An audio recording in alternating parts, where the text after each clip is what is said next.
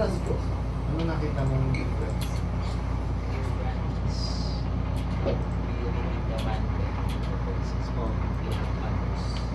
Diba? Pag sinabi mong voice acting, Pocholo Gonzales na agad. Na yun ang hindi nila kayang tanggapin. Kasi marami sila pero inokopya lang naman nila yung ginagawa ko eh. Dapat create sila ng style nila. Ano sinasabi lang naman nila yung sinabi ko na. O di, masarap yan parang gusto ko yan. Amit pa to. Sige. Ngayon, mabilis na to ha. One day graduate na kayo. One day ma-realize nyo, ba't ganon? Iba na yung nangyayari sa mundo. Hindi ito yung tinuro eh. Hindi ito yung ina-expect kong totoong mundo. Buti mong teacher nyo, hindi alam yung totoong mundo. Kayo pa kaya. Tuturo teacher nyo, karamihan dahil kailangan na ng trabaho. Or kailangan lang kumita. Or kailangan lang gawin kasi napilitan sila. O, alam ng mga taga-Fatima yan. Opo. O. Ngayon, kung ano yung ayaw nyo, yung gawin natin. Kung ayaw nyo yung tinuturo nila, gawa tayo ng gusto natin ituro. Kaya una kong tanong, ano gusto nyo matutunan, ano gusto nyo gawin? Kasi, if you tell me what you want, I'll tell you how to get it. If you tell me where you want to go, I will tell you how to get there.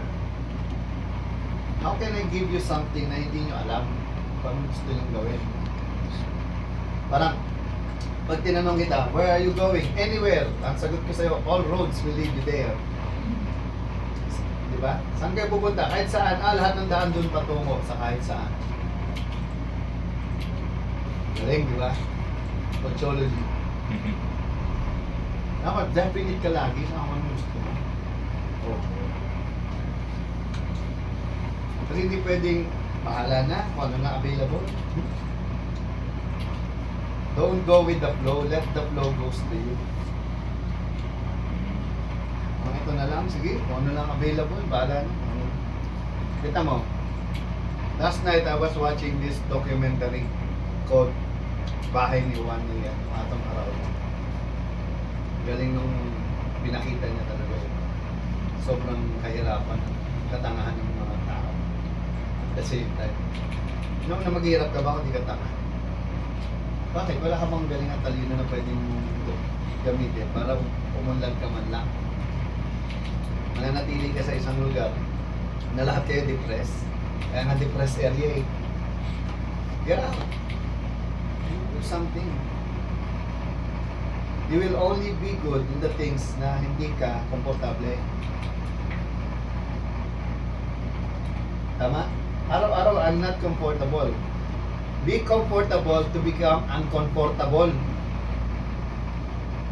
Every day, dapat uncomfortable ka and you become comfortable to the things na uncomfortable ka. Ako, do you think I'm comfortable here? Yes and no.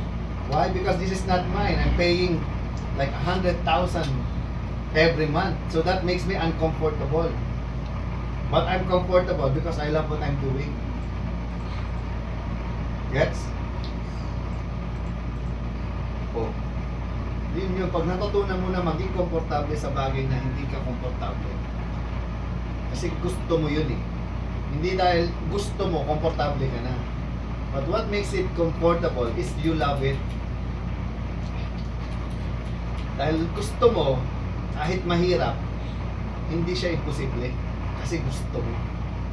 Kaysa yung ayaw mo na, hindi ka pag komportable, di ba? At ayaw mo pa, ay lalo nang para ka nang nagpakamatay.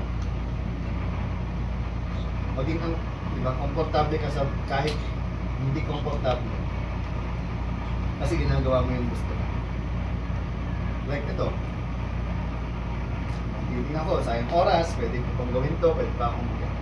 Bakit? Para isa sa inyo maniwala sa akin na makakasama ko. Hindi kita kausap kahit kausap kita ngayon. Kausap ko yung future self mo. Na nagkikita tayo dun sa future. Na kasi na ginawa natin to, nakinig ka sa akin at naniwala, ginawa mo yan. Hindi dahil, galing ko lang magsalita, inuuto kita, binibilog ko ulo nyo. Pwede kong gawin yun. Magaling ako magsalita eh. Pwede ako mambilog eh. Why not? Pero hindi ito ang intention ko. Ang intention ko, tara, tulungan niyo ako kasi ako lang to, wala akong kasama. Samahan mo ako kasi kailangan mo rin ng kasama. Samahan tayo. Kasi wala ka na makakasamang tulad ko sa future. Ako lang to. Naniniwala ako dyan. Wala na kayong mamimit na tulad ko sa future mo. Merong sigurong magaling pero hindi totoo or hindi siya talagang magbibigay ng oportunidad sa'yo. Ikaw pa rin ang gagawa. Okay? So nasa sa inyo yan. Hindi ko kayo pinipilit. Pero tingnan nyo naman si Jay. Tingnan nyo yung iba kong mga natulungan na nasa labas na bumabalik-balik dito. Nakita niyo yung mga video, di ba? Kasi naging part sila ng buhay ko.